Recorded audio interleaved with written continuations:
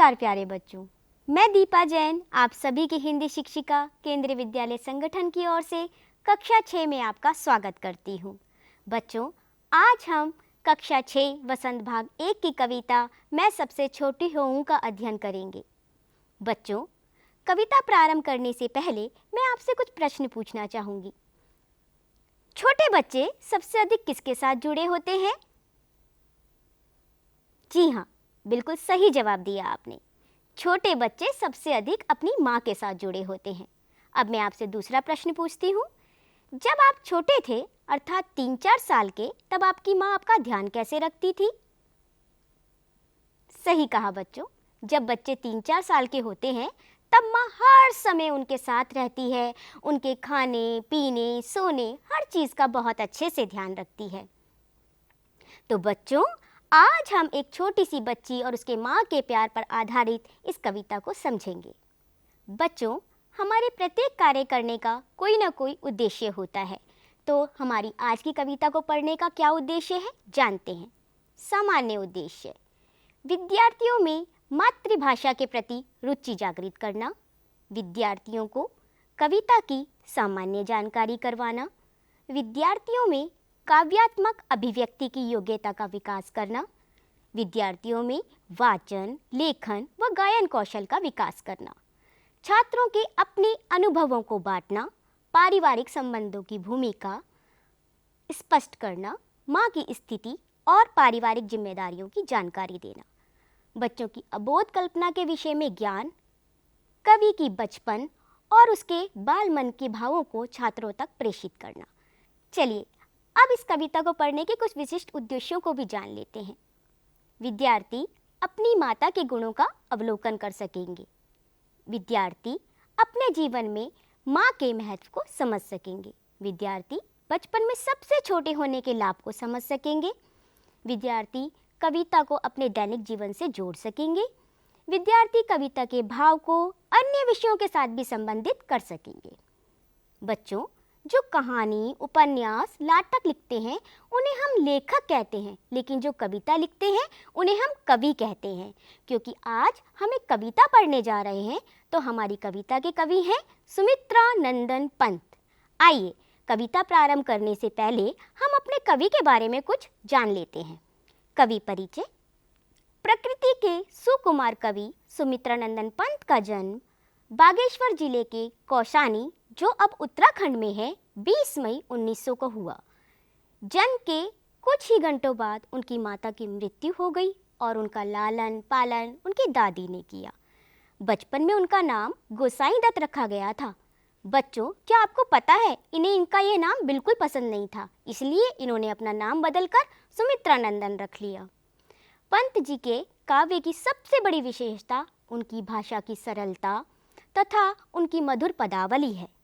उनकी भाषा बड़े ही कोमल होती है, जिससे सुनने में पढ़ने में बड़ा ही आनंद आता है। वैसे तो सुमित्रा नंदन पंत जी ने बहुत सी कविताएं और बहुत सी रचनाएं लिखी, परंतु उनकी कुछ रचनाएं इस प्रकार हैं: उपवास, पल्लव, वीणा, ग्रंथि, गुंजन, ग्राम्य, युगांत, युगांतर, स्वर्ण किरण, स्वर्णधूलि, कला और बूढ़ा चांद। इनकी और रचनाओं की चर्चा हम अपनी और आगे की कक्षाओं में करेंगे। आइए पंत जी की इस कविता का सस्वर उचित लय, गति, ताल के साथ गायन करें। मैं सबसे छोटी हूँ, तेरी गोदी में सोऊं। मैं सबसे छोटी हूँ, तेरी गोदी में सोऊं। तेरा अंचल पकड़ पकड़ कर फिर सदा माँ तेरे साथ। कभी न छोड़ूं तेरा हाथ, कभी न छोड़ूं तेरा हाथ। बड़ा बना कर पहले हमको तू पीछे चलती है माँ। हाथ पकड़ कर सदा हमारे, सदा नहीं फिरती दिन रात। अपने कर से खिला दुला मुख, दूल पहुँच सज्जित कर गात। थमा खिलौने नहीं सुनाती हमें सुखद परियों की बात। मैं सबसे छोटी हूँ, तेरी गोदी में सोऊं। मैं सबसे छोटी हूँ, तेरी गोदी में सोऊं। ऐसी बड़ी न होऊं मैं, तेरा स्नेह न खोऊं मैं। तेरे अंचल की छाया में छिपी रहूं निस्पृह निर्भय। कहूँ दिखा दे चंद्रोदय, कहूँ दिखा दे चंद्रोदय। मैं सबसे छोटी हूँ, तेरी गोदी में सोऊं। मैं सबसे छोटी हूँ, तेरी गोदी में सोऊं। आया ना मजा बच्चों? बहुत अच्छी कविता है। चलिए बच्चों, पहले कुछ शब्द अर्थ पर ध्यान केंद्रित करें।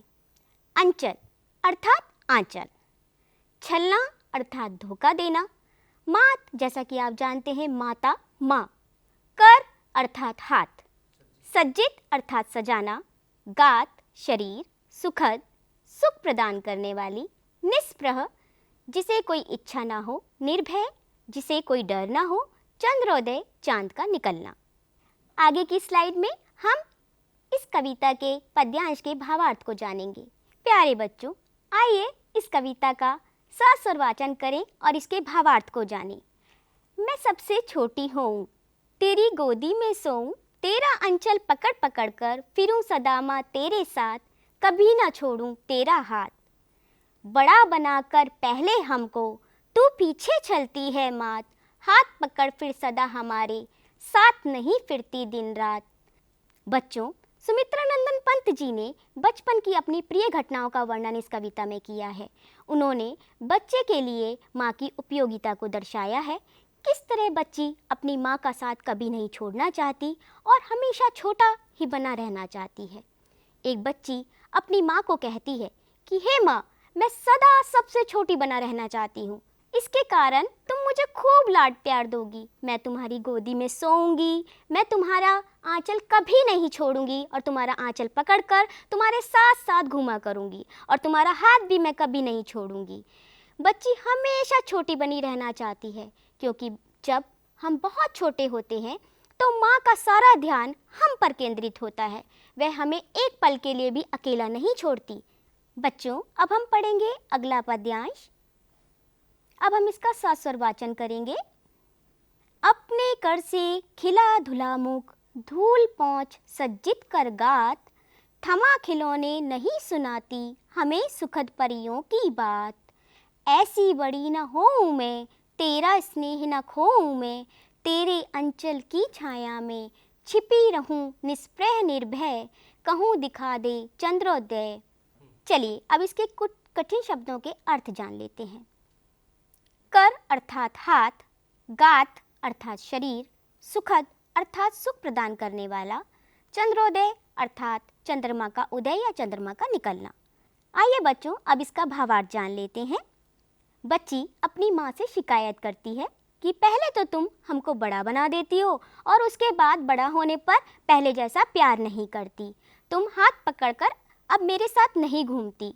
जो माँ पहले अपने हाथों से बच्ची को खाना खिलाती है, मुंह धुलाती थी, अपने हाथों से धूल को पोंछकर सुंदर बनाती थी, खेलने के लिए खिलौने देती थी और परियों की बहुत सुंदर सुंदर कहानियाँ सुनाया करती थी, अब बड़े होने पर वह यह सब उसके साथ नहीं करती। बच्चों, याद कीजिए वह समय जब आपकी माँ आपको अपने हाथ से खाना खिलाती थी, अपने हाथ से नहलाती थी, अपने सारे कार्य वह अपने हाथों से किया करती थी। परंतु जब जैसे जैसे बच्चा बड़ा होने लगता है वैसे वैसे माँ उसको दिए जाने वाले समय को कम कर देती है और घर के अन्य कामों में व्यस्त हो जाती है। इसलिए बच्चों, ये बच्ची हमेशा छोटी बनी रहने की कामना करती है ताकि उसकी माँ अपना सारा ध्यान उसी पर केंद्रित रखे, किसी अन्य पर नहीं। आशा है बच्चों आपको ये कविता पसंद आई होगी। मुझे तो बहुत पसंद आई और इसे सुनकर आप सभी अपने बचपन में पहुँच गए होंगे।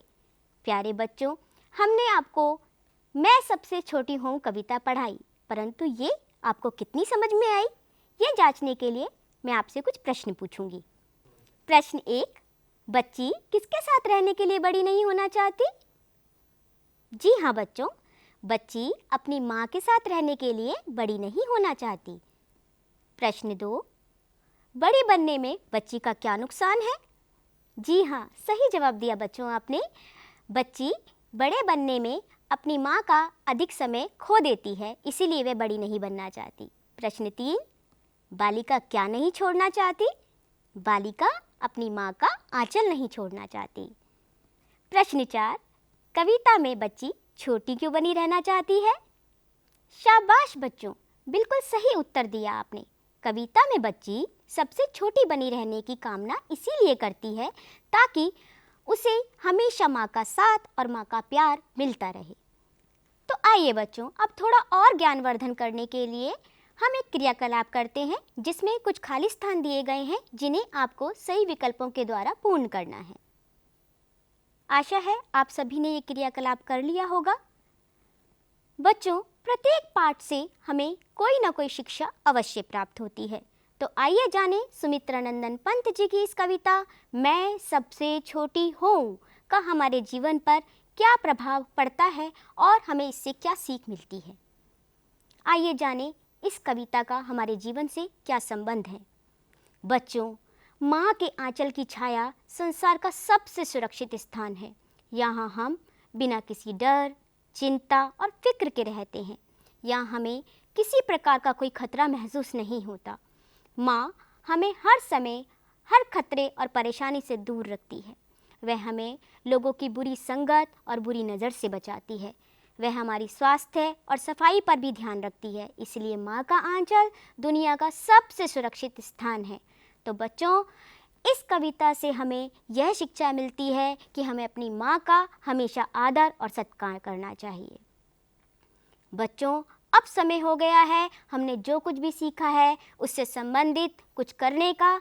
तो बच्चों, आप सभी गृह कार्य हेतु अपनी माँ के लिए निम्नलिखित कार्य करेंगे। अपनी माँ के लिए एक कार्ड बनाएंगे जिस पे उनके लिए कुछ अच्छी सी जानकारी लिखेंगे।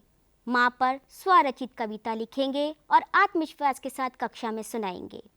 बचपन की कोई ऐसी घटना जिसमें छोटे होने के लाभ हों, आप कक्षा में उन्हें सुनाएंगे। आप अपनी माँ की किन घरेलू कार्यों में मदद कर सकते हैं उनके बारे में भी अपनी कक्षा में चर्चा करेंगे।